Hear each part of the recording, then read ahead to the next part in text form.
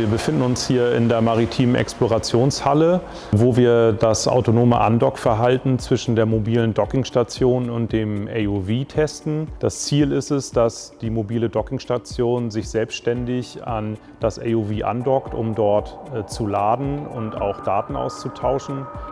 Der Vorgang ist nicht trivial und wir haben KI-Verfahren entwickelt, die uns dabei helfen sollen.